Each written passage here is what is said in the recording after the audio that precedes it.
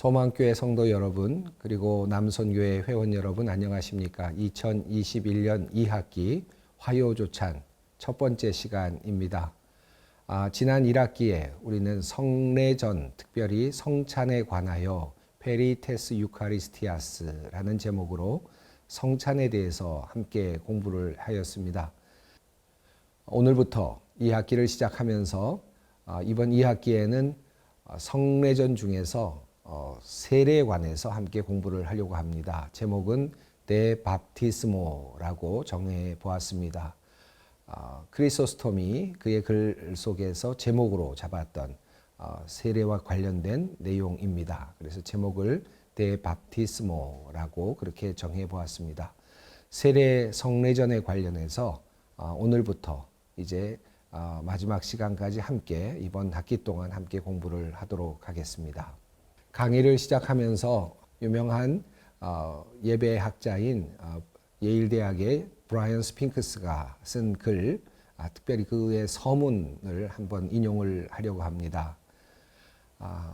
우리는 따가운 가시를 가진 쐐기풀을 피해가며 대나무 숲을 조심스럽게 헤치며 나아가고 있었다.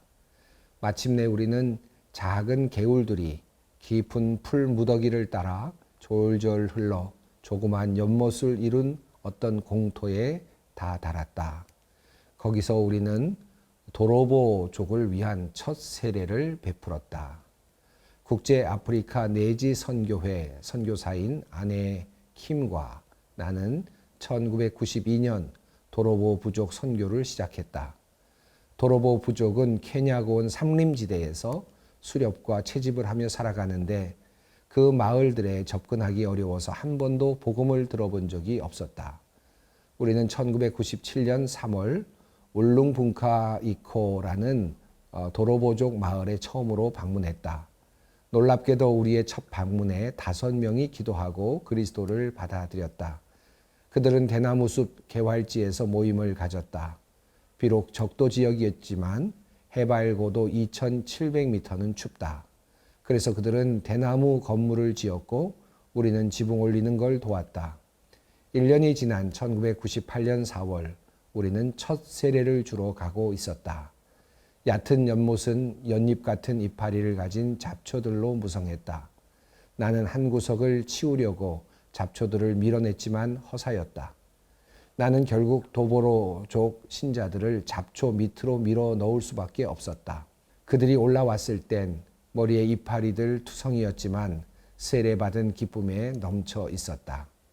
그 다음 세례를 줄 때에는 사쿠티에 근처 시냇물에서 했는데 그 물은 겨우 발까지만 찼기 때문에 우리는 구덩이를 파야 했다. 내가 들어갔을 때쯤 그 구덩이는 진흙탕이었다. 세례 후보자들이 내 옆으로 미끄러져 들어왔고 진흙은 허리까지 찼다. 나는 그들의 허리를 굽혀서 머리를 물속에 넣게 했다. 세례를 줄 때마다 나는 조금씩 더 깊이 빠져 들어갔다. 다행스럽게도 나는 그날 8명에게만 세례를 주었다. 끝났을 때 나는 들러붙는 진흙더미를 헤치고 나와야 했다.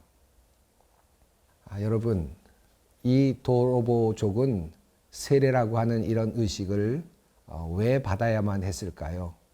또 세례자는 왜 그들을 세례 주기 위하여 그렇게 어려운 길을 택했어야만 했을까요? 많은 들풀들이 있는 그곳에 들어가서 풀과 함께 세례를 베푸는 장면이 상상이 되지 않습니까? 또 한편으로는 진흙투성이인 그곳에서 그 진흙을 파내고 조금밖에 없는 그 물을 이용해서 진흙과 함께 세례를 받는 그들의 모습을 상상해 본다면 참으로 여러 가지 생각을 하게 될 것 같습니다.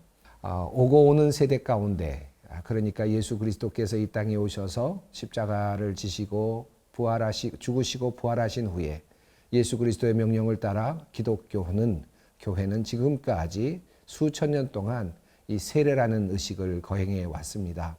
그리고 그 세례는 앞으로도 영원히 이어질 것입니다. 예수 그리스도께서 이 땅에 오시는 그날까지 이 세례는 끝나지 않을 것입니다. 그런 의미에서 이 세례는 전 세계에 걸쳐서 다양한 지역에서 다양한 시간에서 사용되어 왔고 거행되어 왔습니다. 앞서 말씀드린 것처럼 정말 물풀들과 함께 세례가 있기도 했고요.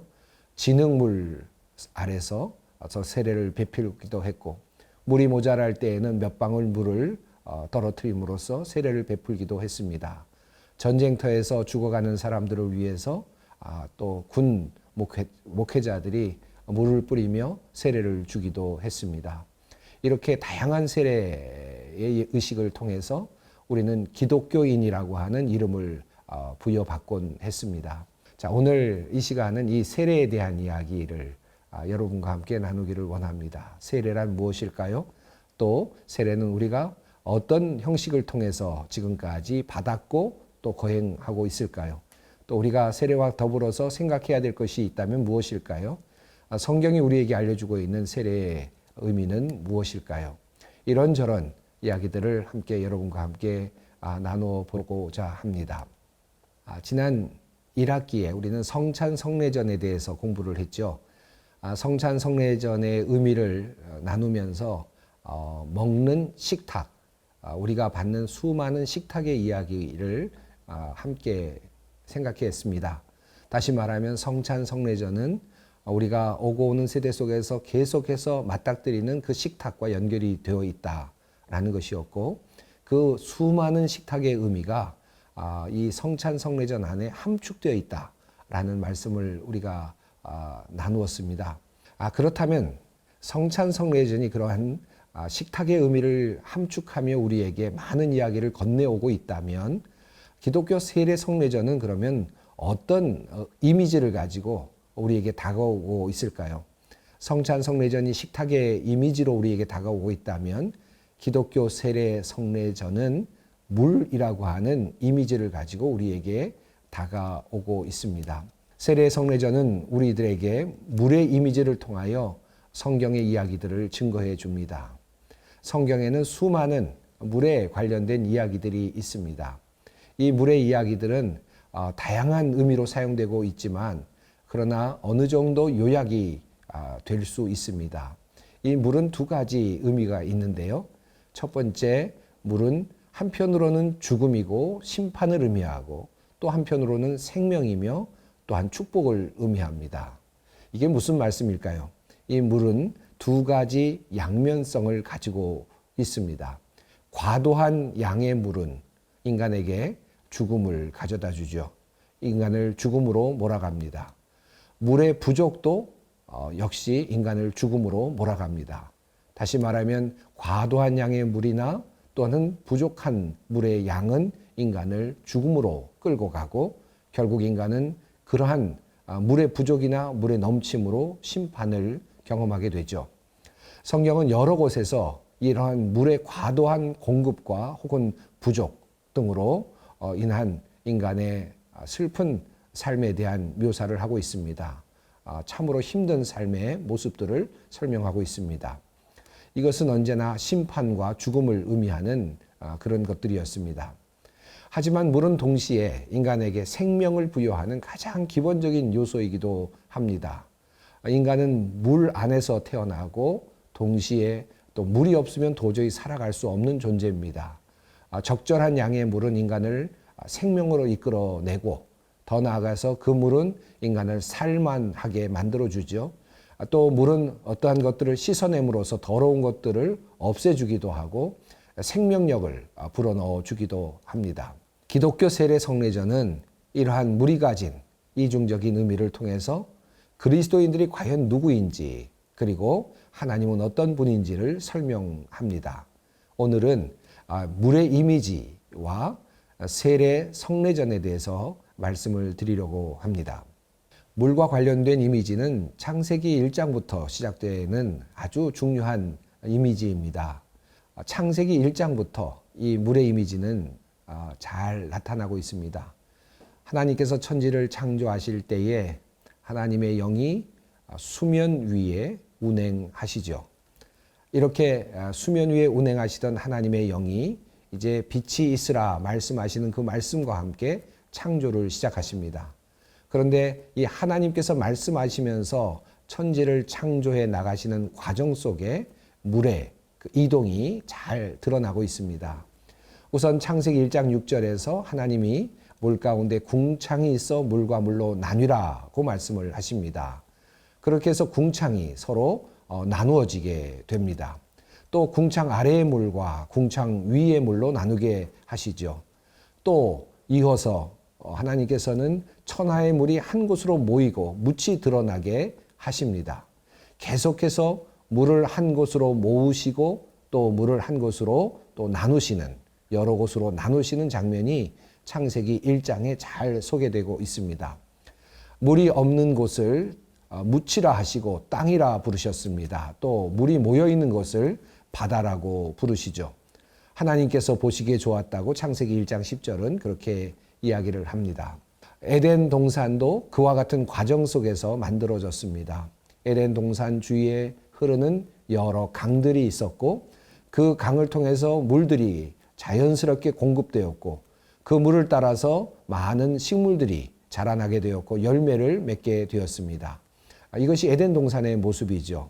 다시 말하면 천지 창조와 에덴 동산의 창조의 이야기는 우리에게 하나님께서 물을 적절히 나누심으로 인간이 살만한 땅으로 만들어 가셨다라는 사실을 우리에게 알려주고 있습니다. 이것이 첫 번째 인간을 향한 축복이었습니다. 만약에 인간에게 넘치는 물이 있었다면 사실은 인간은 죽을 수밖에 없었겠죠. 그러므로 천지 창조의 이야기는 하나님께서 인간에게 물을 적절하게 나누심으로써 생명을 유지할 수 있는 조건을 만들어 가시는 모습으로 그렇게 드러납니다. 그런데 인간이 그만 죄를 짓고 또 에덴 동산에서 쫓겨나지 않습니까? 그리고 또 아담 이후로 많은 인간들이 계속해서 이제 자식을 낳고 살아가는데 점점 하나님 앞에 죄를 짓는 모습이 나타납니다. 창세기 7장에 가면 노아의 홍수 장면이 나오죠. 하나님께서 노아를 부르셔서 방주를 짓도록 말씀하시고 또 노아의 가족들을 구원하시되 모든 다른 생명체들을 다 죽이기로 결정을 하셨습니다. 노아의 홍수의 장면을 보면 하늘에서 비가 내리는 장면으로 시작이 되지만 실제로 자세히 살펴보면 단지 비가 내리는 것이 아니라 또 밑에 있었던 물이 쏟아져 올라오는 물의 경계가 흐트러지는 그런 모습으로 묘사되는 것을 보게 됩니다. 다시 말하면 하나님의 천지 창조가 물의 경계를 나누시고 그 물들이 넘치지 않도록 넘어오지 않도록 하나님께서 막으심으로써 인간이 살만한 그런 공간을 만들어 내시는 것. 그래서 에덴 동산이 만들어졌다면 노아의 홍수는 하나님께서 그렇게 막아두셨던 그 물의 자리들을 그냥 그 경계를 그냥 놓으심으로써 흐트러뜨리심으로써 모든 사람들에게 물이 온 땅의 물이 이제 잠식하게 되고 결국은 모든 인간이 죽게 되는 그런 모습으로 드러납니다. 그러므로 노아의 홍수는 첫 번째 인간을 향한 심판의 모습이고 그 심판은 물과 더불어 나타났습니다. 이어지는 물과 관련된 이미지는 구약 성경에서 출애굽 사건과 연결되어 있죠. 모세, 출애굽을 이끈 지도자, 이 모세의 이름 뜻이 무엇입니까? 물에서 구원을 받았다라는 뜻이죠. 이 모세의 어린 시절 여러분이 잘 아시지 않습니까? 나일강에 갈대 상자에 띄워져서 죽을 수밖에 없는 운명이었던 모세가 마침 그곳에 나왔던 바로 왕의 공주로부터 발견되게 되어서 목숨을 건지게 되고 또 공주의 아들로 그렇게 신분이 변화되는 구원을 받을 뿐만 아니라 생명을 연장하게 되는 그런 놀라운 이야기.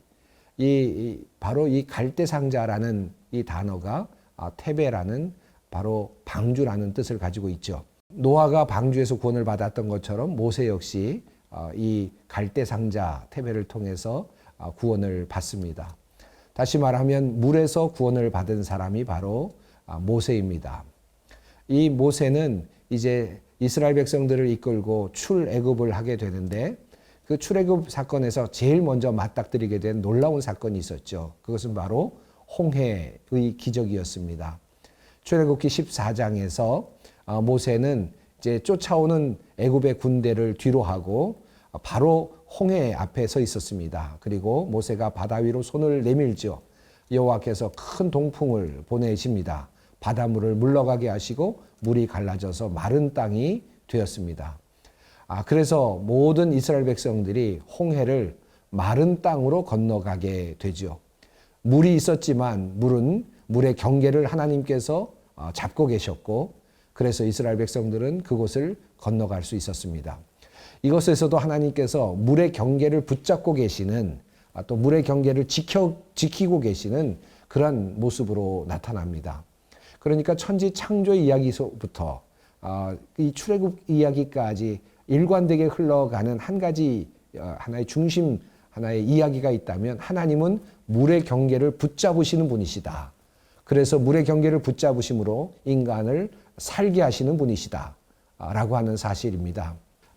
이스라엘 백성들을 쫓아오던 애국 군대는 어떻게 됐습니까? 하나님께서 그 바다의 그 경계를 놓으심으로써 애국 사람들이 물속에 빠지게 되고 결국은 모두 바다 가운데 수장되는 그와 같은 일이 일어나게 되었습니다. 그러니까 다시 말하면 물은 한편으로는 이스라엘 백성들에게는 구원의 바다이고, 동시에 이 물은 구원의 은혜이기도 했고, 애굽 사람들에게 이 바다는 하나의 심판과도 같은 그런 상황이 되었습니다. 네, 그리고 이어지는 광야에서의 생활. 여러분, 이 광야라고 하는 이 장소, 여러분 앞서 제가 말씀을 드렸죠. 하나님의 심판, 물의 부족도 하나님의 심판의 또 다른 모습이다라고 했습니다. 이 광야라고 하는 장소는 물이 부족한 자리죠. 인간이 살 수 없는 자리입니다. 하나님께서 이스라엘 백성들을 광야로 이끌어 내셨습니다. 물이 없는 곳은 어찌 보면 죽음의 장소라고 할 수 있는데, 하나님께서는 그 죽음의 장소에서 이스라엘 백성들이 거뜬히 살아낼 수 있도록 만들어 내셨습니다. 출애굽기 15장에 따르면 마라라고 하는 곳에 이스라엘 백성이 이르렀을 때 마라에 물이 있었지만 그 물이 썼다고 하죠.